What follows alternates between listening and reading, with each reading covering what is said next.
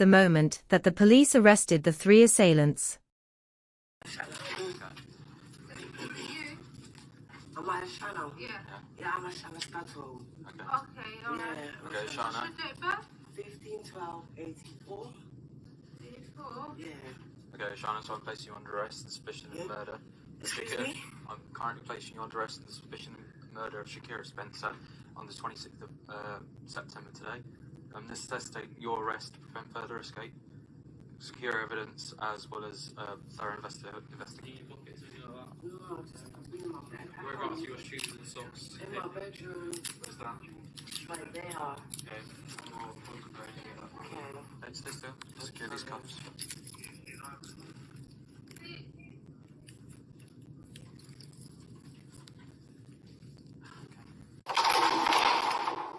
Hi, is it Lisa? Can we quickly come in? Okay, right, Lisa, just so you're aware.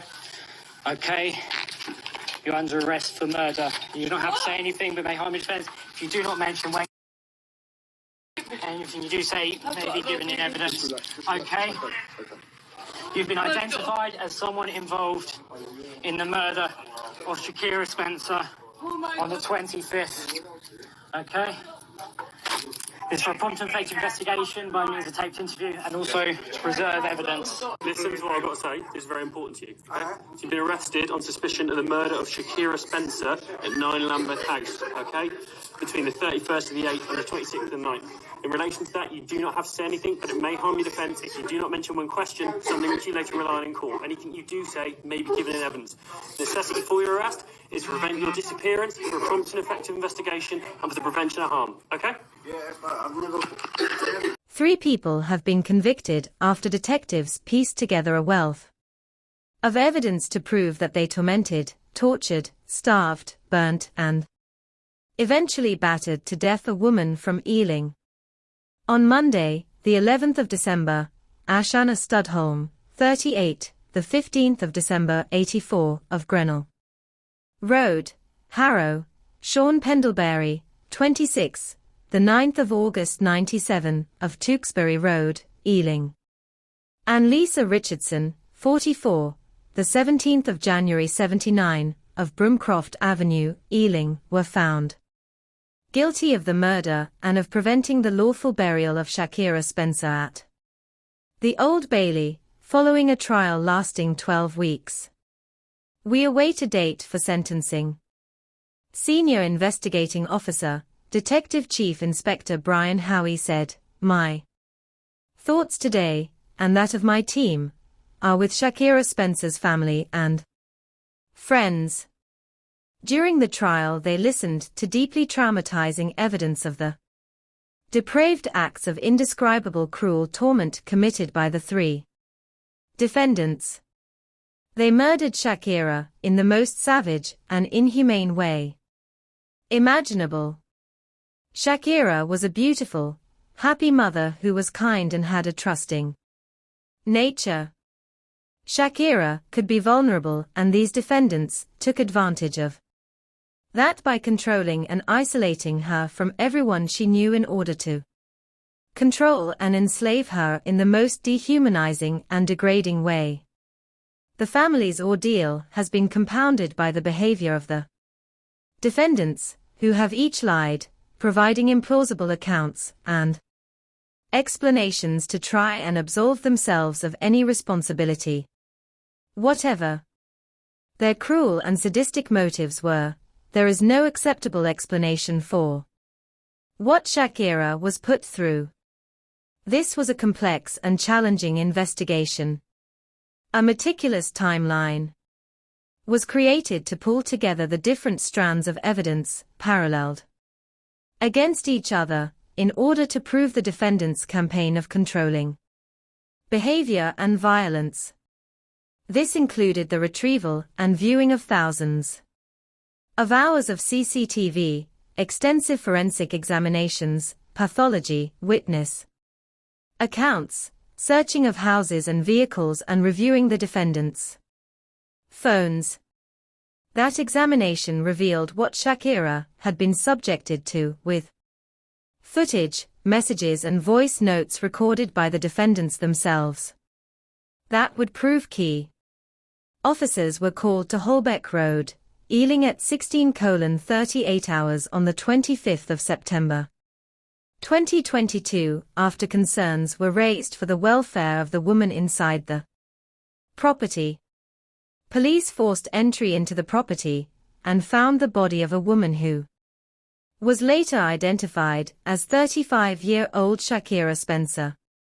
Later, at 00:10 hours, one of Pendlebury's relatives called police to say that he had confessed to being involved in killing of a woman and that Studholme and Richardson were also involved. The trio were arrested just hours later and taken into custody. Shakira, although she had vulnerabilities, had been a happy and healthy woman. She had known the three for some time, in what was a complex web of relationships, but in just under a year she had fallen under their complete control. They stole her self-respect, her children and her home, took over her finances and controlled her life. They had subjected her to a prolonged campaign of beatings, enslavement, coercion and control, humiliation and degradation over a period of months.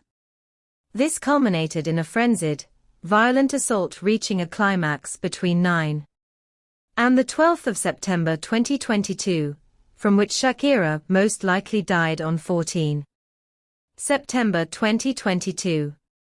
Instead of taking her to hospital, Pendlebury and Studholme drove Shakira back to her home in the boot of a car and in a completely unfathomable evil act, bundled her in a cupboard and left her to die.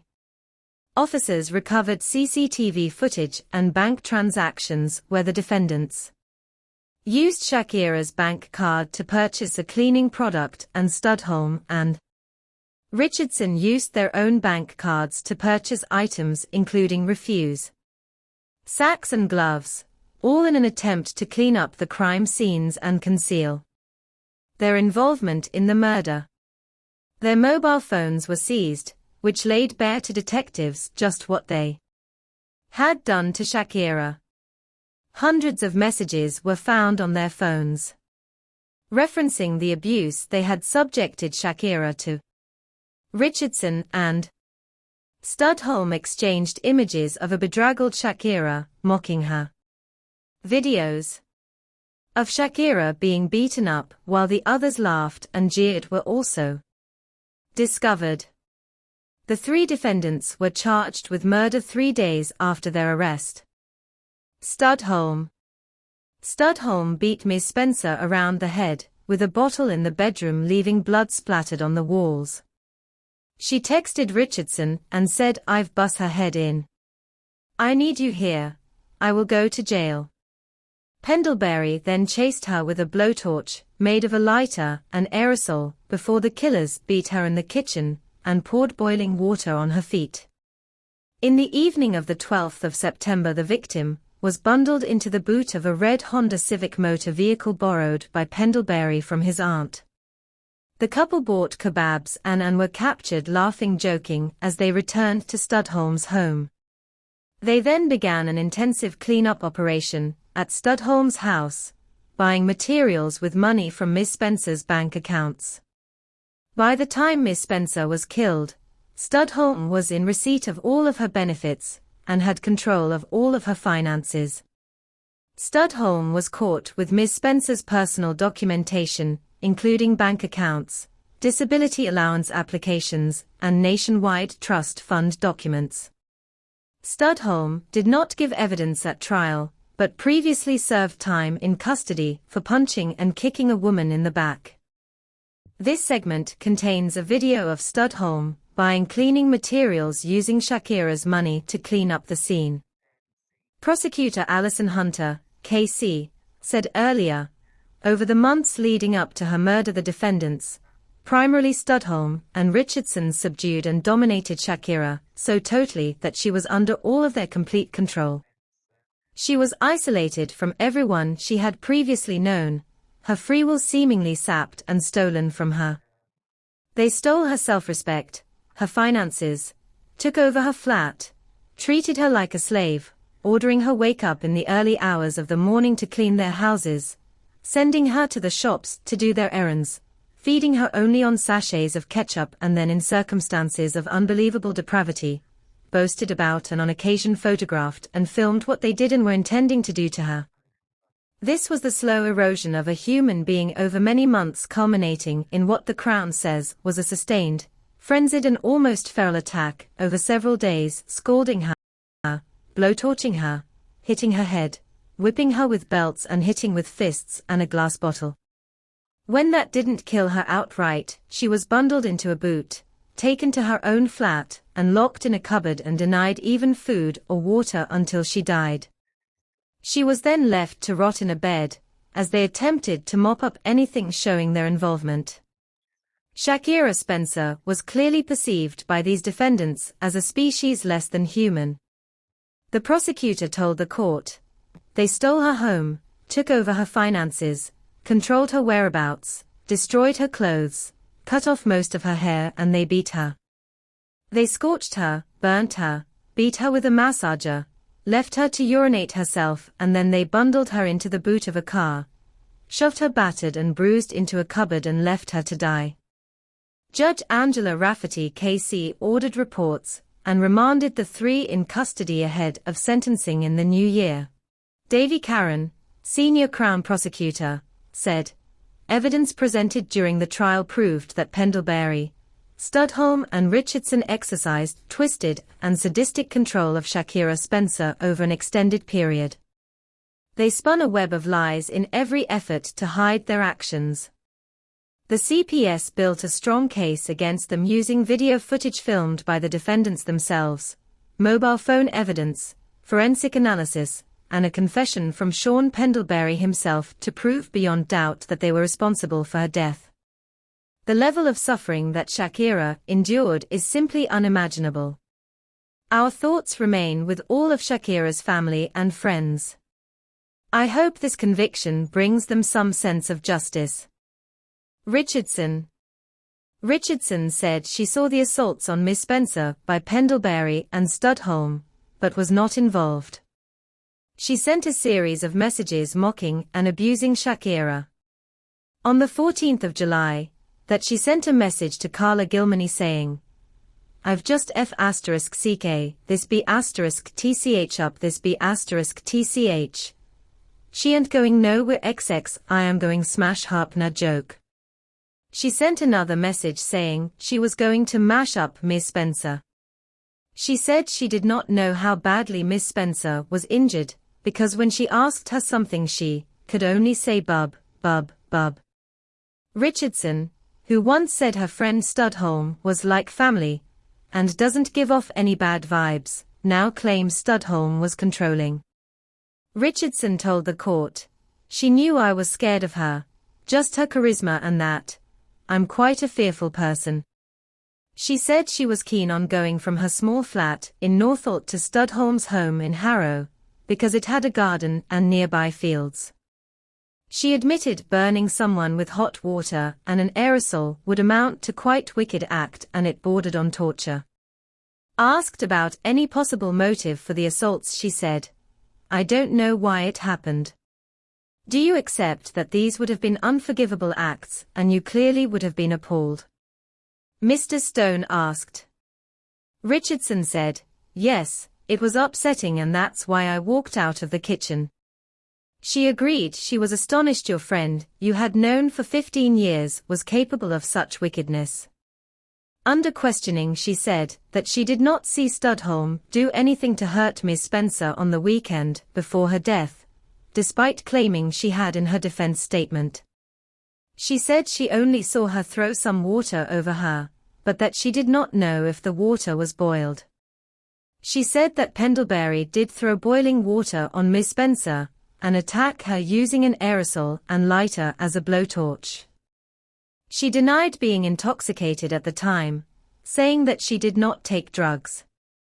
Mr. Stone said Richardson had sent a text saying she wanted to move closer to Studholme, after the attacks on Miss Spencer had happened. She tried to place full blame on Studholme in order to clear herself. Richardson told police she had known co-defendant Studholme for 20 years, claimed she was scared of her and felt controlled. She claims she walked out of the kitchen as Miss Spencer was tortured and burned. Pendlebury. Mr. Pendlebury said he had nothing to do with Miss Spencer's death and had offered to call her an ambulance after finding her in a bad state. He told jurors he had visited her twice to take her food and check on her. The first time, he found her after hearing a noise from a cupboard, and he asked her if he shall call an ambulance, because she looked in a bad way, but she said no, she's fine. So he gave her soup and came back later. On his return, he helped her out of the cupboard and to a children's bed and helped her with the soup, because it was too thick for her to drink through a straw. Mr. Pendlebury said he only found out Miss Spencer had died when Miss Studholme, who was her neighbour, called him. He agreed to go and check for himself, because he couldn't quite believe it.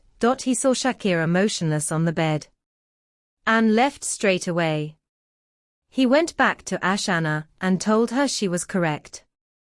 Defence barrister David Bentley KC asked Mr. Pendlebury if he had had anything to do with Miss Spencer's death, or the events leading to it, to which he replied no. Pendlebury claimed he didn't intervene when Studholme beat Miss Spencer to death, because it wasn't his house. On the 11th of September, he went into the kitchen and saw Studholme slapping Miss Spencer, dragging her, pulling her around and pushing her up against the cupboard door. He saw Lisa dragging Shakira about, and I think she kicked and stamped on her a couple of times. He told the court, "I didn't get involved, I just went about my business. I didn't have no part. It had got to a point where seeing this just felt normal." He then went to his uncle's house and confessed to abusing Miss Spencer, and asked him if he could get him a ticket to the Seychelles where his grandmother lived. His uncle later contacted the police. Pendlebury said Studholme has an overbearing character, and he felt dominated by her, and that he has a low IQ, anxiety, and a highly compliant nature. Shaun Pendlebury's mother Michelle said Studholme controlled her son and Richardson. She said on one occasion Studholme had made her hit Miss Spencer herself. She told police, "She'll make you hit her too. She gets you riled up and you don't even know why, you're just worked up. She wants you under her feet every 24 hours of a day. I felt like I was there every single day. I was at hers every single day. It was Michelle, can you do this, do that?" Even with partners, she treated them like dogs. "If you don't do what she says, she'll hit you, mate. She kicks, she doesn't care."